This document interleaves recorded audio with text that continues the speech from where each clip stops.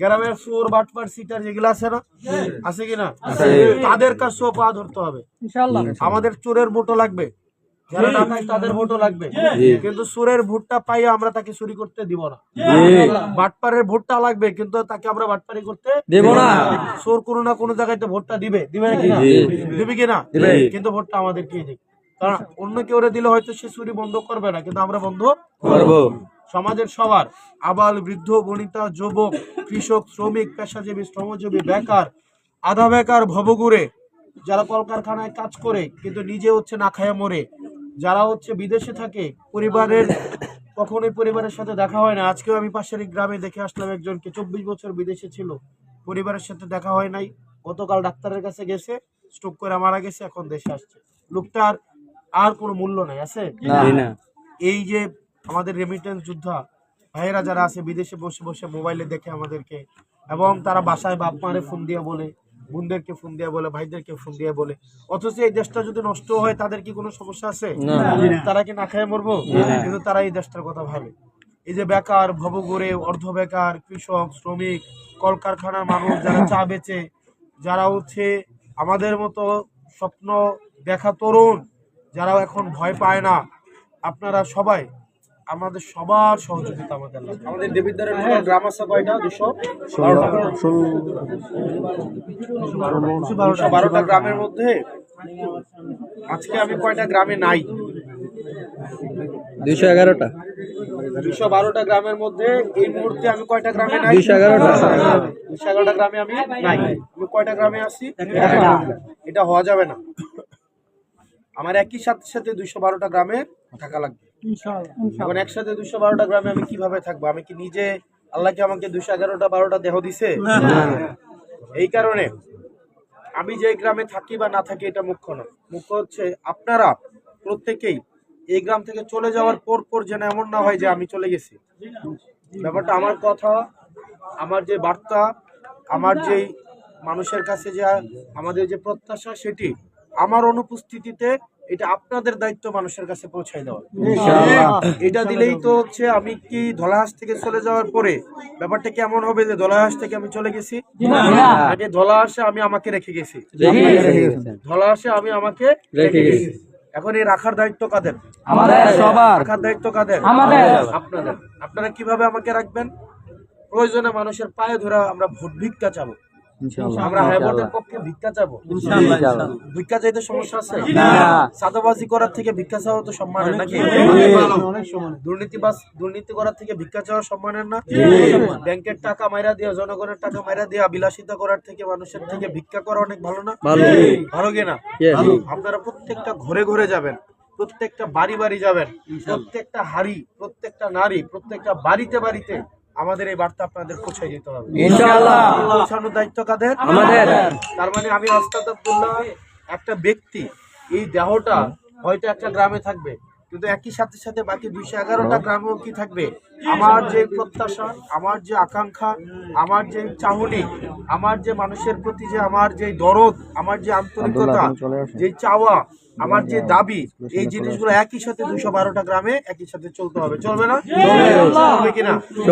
আমি ধলাহাঁস থেকে চলে যাওয়ার পরেও আপনারা একটা জিনিস নিশ্চিত করবেন, বিশেষ করে আমাদের তরুণ প্রজন্ম, এখানে আপনারা যারা আছেন, ভবিষ্যৎ বাংলাদেশটা কেমন হবে? আপনাদের বয়স যাদের 14, 15, 16, 17, 25, 22 আছে, ভবিষ্যৎ বাংলাদেশটার ক্ষতি এবং লাভ, যদি ক্ষতি হয় সেটার সাফারার হবো কারা? আমরা। আর যদি লাভ হয় সেটার আমরা বেনিফিশিয়ারি হবো কারা? আমরা। সুতরাং যারা অলরেডি রিটায়ারমেন্টে চলে গেছে, যারা অলরেডি হচ্ছে অবসর গ্রহণ করেছে তাদের অভিজ্ঞতা নিয়ে, তাদের থেকে বেশি সচেতন এবং বেশি আগ্রহী কার হওয়া উচিত? আমাদের। কার হওয়া উচিত? আমাদের। আমাদের অভিজ্ঞ অনেক ভাই বোনেরা, অভিজ্ঞ অনেক মুরব্বীরা আমাদেরকে বলতে পারে যে ফুলাইন মানুষ এত কথা কি, বা ফুলাইন মানুষের এত দরকার কি, কিন্তু দরকারটা আমাদের এই ফুলাফাইন মানুষেরই। দরকারটা কাদের? গাছটা সারাটার মধ্যে যদি সারটা ভালো করে দেওয়া যায়, সারাটার যদি পরিচর্যা ভালোভাবে করা যায়, চারাটারে যদি জাহা দিয়া আগে থেকে সুন্দর করে রাখা যায়, তখনই আমরা ফসল প্রত্যাশা করতে পারি নাকি? এখন সারাটারে আমি সারও দিলাম না, জাহাও দিলাম না, আমরা গাছটা বুড়ো হওয়ার পরে কি আর পানি দিয়ে লাভ আছে? পানি দিয়ে লাভ আছে? লাভ আছে? এই কারণে আমাদের এই তরুণ প্রজন্মকে আমাদের পরিচর্যার মধ্য দিয়ে আগামী বাংলাদেশের জন্য আমাদেরকে প্রস্তুত করতে হবে। হবে কিনা? হবে। আজকে যে আমি এইখানে, আমি কি আজকে থেকে 5 বছর আগে জানতাম? আমি কি জানতাম? আবার 5 বছর পরে আমার পরিস্থিতি পর্যালোচনা, আমার জীবন কই যাবে সেটা কি আমি জানি? আবার একই জিনিস, এই যে আপনারা আজকে যারা আমার ভিডিও করতেছেন, আমার কথা শুনতেছেন, আগামীকাল যে আপনাকেও আবার এই দায়িত্ব নিতে হবে না, এটা নিশ্চয়তা কি আপনি নিতে পারেন? তার মানে আগামীকাল আপনাকেও হাসনাত হইতে পারে। এখানে প্রত্যেকটা মানুষকে হাসনাতের ভূমিকায় আসতে হবে, প্রত্যেকটা মানুষের প্রস্তুতি নিতে হবে। কারণ হয়তো আগামীকাল হাদি ভাই চলে গেছে না? চলে গেছে কিনা? আমাকেও চলে যেতে হইতে পারে যে কোনো মুহূর্তে। মৃত্যু পরোয়ানা মাথায় নিয়ে হচ্ছে আমরা ঘোরাফেরা করি। যে কোনো সময় হাদি ভাইয়ের পথের প্রতিটা আমাদেরকে হইতে পারে।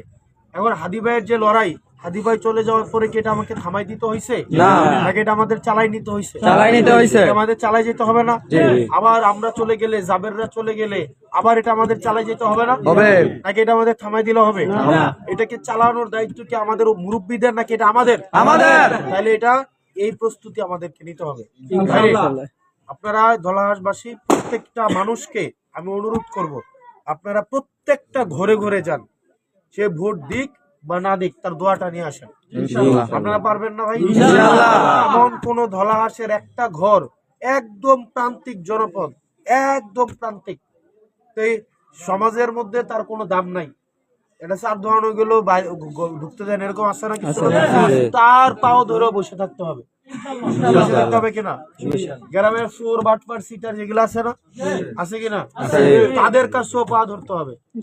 আমাদের চোরের ভোটও লাগবে, যারা ডাকায় তাদের ভোটও লাগবে, কিন্তু চোরের ভোটটা পাইয়া আমরা তাকে চুরি করতে দিব না। বাটপারের ভোটটা লাগবে, কিন্তু তাকে আমরা বাটপারি করতে দেব না। চোর কোনো না কোনো জায়গায় তো ভোটটা দিবে, দিবে কিনা? দিবে কিনা? কিন্তু ভোটটা আমাদেরকেই দিবে। কারণ অন্য কেউ দিলে হয়তো সে চুরি বন্ধ করবে না, কিন্তু আমরা বন্ধ করব। সমাজের সবার, আবাল বৃদ্ধ বনিতা যুবক কৃষক শ্রমিক পেশাজীবী শ্রমজীবী বেকার আধা বেকার ভবঘুরে, যারা কলকারখানায় কাজ করে কিন্তু নিজে হচ্ছে না খায়া মরে, যারা হচ্ছে বিদেশে থাকে, পরিবারের কখনোই পরিবারের সাথে দেখা হয় না। আজকেও আমি পাশের গ্রামে দেখে আসলাম একজনকে, 24 বছর বিদেশে ছিল, পরিবারের সাথে দেখা হয় নাই। গতকাল ডাক্তারের কাছে গেছে, স্ট্রোক করে মারা গেছে, এখন দেশে আসছে। লোকটার আর কোনো মূল্য নাই, আছে? এই যে আমাদের রেমিটেন্স যোদ্ধা ভাইয়েরা যারা আছে বিদেশে বসে বসে মোবাইলে দেখে আমাদেরকে, এবং তারা বাসায় বাপ মারে ফোন দিয়ে বলে, বোনদেরকে ফোন দিয়ে বলে, ভাইদেরকে ফোন দিয়ে বলে, অথচ এই দেশটা যদি নষ্ট হয় তাদের কি কোনো সমস্যা আছে? তারা কি না খেয়ে মরবো? কিন্তু তারা এই দেশটার কথা ভাবে। এই যে বেকার ভবঘুরে, অর্ধ বেকার কৃষক শ্রমিক কলকারখানার মানুষ, যারা চা বেচে, যারা হচ্ছে আমাদের মতো স্বপ্ন দেখা তরুণ, যারা এখন ভয় পায় না, আপনারা সবাই আমাদের সবার সহযোগিতা আমাদের ইনশাআল্লাহ। আমরা একটা বাগান বানাইতে চাই, আমরা একটা বাগান বানাইতে চাই। বাগানে কি এক ধরনের ফুল থাকে? না। একটা বাগান কি শুধু একটা ফুল দিয়ে হয়? না। একটা বাগানে বিভিন্ন ধরনের ফুল থাকে। আপনার এই ধলাহাস গ্রামে বিভিন্ন মতের মানুষ থাকতে পারে, বিভিন্ন মার্কার মানুষ থাকতে পারে, পারে না? পারে কিনা? পারে। একটা বাগান যেহেতু বানাবো, আমাদের সবাইকে লাগবে, আমরা সবার কাছে যাবো কিনা? যাবো কিনা? যে আপনার বিরুদ্ধে আছে, যে আপনার ভয় দেখায়, আমরা তার কাছে যাব। যে আপনাকে ভয় দেখায়, এরকম আছে না? আছে না? আছে। যে নির্বাচনের পরে কেমনে থাও দেখে দিব, মার করে রাখে, স্ক্রিনশট রাখে, স্ক্রিনশট। এখন আমরা তাদের কাছে যাব, আমরা তাদেরকে বলবো আপনারা আমাদেরকে ভয় দেখান, কিন্তু আমরা আপনাদেরকে ভালোবাসা দেব ইনশাআল্লাহ। কারণ আপনারা যে ভয়ের রাজনীতি করেন, আমরা সে ভয়ের রাজনীতিতে ফিরে যাব না। আপনারা ভয়ের রাজনীতি করবেন, আপনারা হিংসার রাজনীতি করবেন, আমরা হচ্ছে আপনারা নিন্দার রাজনীতি করবেন, আর আমরা হচ্ছে ভালোবাসার রাজনীতি করব, আমরা আন্তরিকতার রাজনীতি করব, আমরা হৃদ্যতার রাজনীতি করব, আমরা আপনাদেরকে একসাথে নিয়ে আমরা সমাজটাকে করব। আমাদের 21 তারিখ থেকে আমরা, যেহেতু নির্বাচনে আচরণ বিধিতে নিষেধ আছে, আমরা 21 তারিখ থেকে আনুষ্ঠানিকভাবে শাপলা কলির পক্ষে আনুষ্ঠানিকভাবে প্রচারণা চালাবো ইনশাআল্লাহ। আপনারা প্রত্যেকটা ঘরে ঘরে, প্রত্যেকটা বাড়ি বাড়ি শাপলা কলির সালাম পৌঁছে দিবেন না ইনশাআল্লাহ? হ্যাঁ, ভোটের সালাম পৌঁছে দিবেন না ইনশাআল্লাহ? ইনশাআল্লাহ। ভালো থাকবেন। আপনারা বাচ্চারা আছেন, এলাকার বাচ্চা, তাদেরকেও আমাদের সালাম দিবেন। এই একটা সমাজ, একটা ঘরের মধ্যে এখন এটা আমরা মনে করি যে শুধুমাত্র মুরব্বীরাই হচ্ছে অপিনিয়ন, মতামত তৈরি করে, বিষয়টা এমন না। এখন বাচ্চারাও দিন দুনিয়া দেখে, ঘরে বসে সে আমেরিকার বাচ্চারা কেমন পড়াশোনা করে সেটা এখন ধলাস বসে ধলাসের বাচ্চারাও দেখে, ধলাস ইউটিউবের বাচ্চারা দেখে বলে আম্মা এটা নিউজিল্যান্ডের পোলার, এটা কিনছে আমার, এটা কিনা দাও, কয় কিনা, কয় কিনা। এই বাচ্চাটারও একটা নির্দিষ্ট মতামত আছে, দর্শন আছে, পছন্দ আছে, অপছন্দ আছে। তাদের সাথে আলোচনা করবেন ইনশাআল্লাহ, তাদের সাথে আলোচনা করবেন, তাদেরকে মতামতে সম্পৃক্ত করবেন।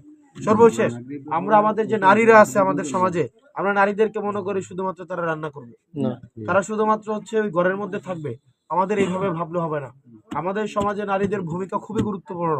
আপনার একটা নারী যদি শিক্ষিত না হয়, সমৃদ্ধ না হয়, আপনি যদি একটা নারীকে মতামতে অংশগ্রহণ না করান, আপনার একটা ঘর, আপনার যে পরবর্তী প্রজন্ম, এই পরবর্তী প্রজন্মের আলোর মুখ দেখার সম্ভাবনা কমে যায়। আমরা মনে করি নারীরা শিক্ষিত হইলে পর্দা করবে না। নারীরা শিক্ষা এবং পর্দাকে আমরা বিপরীত একটা অবস্থানে দাঁড় করাই দিচ্ছি। এটা কি হওয়া উচিত? একটা শিক্ষিত, মার্জিত, ভদ্র, আন্তরিক, কর্মক্ষম যারা কর্ম করে, এরকম একটা মা তার সন্তানকে যথাযথভাবে লালন পালন করার সম্ভাবনা বেড়ে যায়, তাই না? আমাদের নারীদেরকেও আমাদের সালাম আমরা পৌঁছাই দেবো ইনশাআল্লাহ। আমরা নারীদেরকে যে দৃষ্টিভঙ্গিতে দেখি যে নারীরা শুধুমাত্র রান্না বান্না করবে, স্কুলে যাবে না, পড়াশোনা করবে না, কথা বলবে না, বেড়ে এত কথা কি আমরা কই না? এগুলো কি আমরা এই প্রজন্মে এগুলো আমরা এইভাবে বলবো? আমরা এইভাবে বলবো? আমরা নারীদেরকে যথাযথ সম্মান দিব, তাদের কর্ম যোগ্যতা অনুযায়ী তারা যেন কর্ম করতে পারে সেই পরিবেশ আমরা তৈরি করব। তাদের পড়াশোনার পথকে আমরা প্রশস্ত করে দেব। আমরা যেন তারা সমাজে তারা আমাদের মতো করে কন্ট্রিবিউট করতে পারে, আমরা সেই ব্যবস্থা আমরা করে দেব। আমরা একই সাথে তাল মিলিয়ে আমরা এই সমাজটাকে সুখী, সমৃদ্ধ, সাংস্কৃতিকভাবে ইতিবাচক রূপান্তরের পথে আমরা নিয়ে যাব। আপনারা ভালো থাকবেন, সুস্থ থাকবেন। আসসালামু আলাইকুম।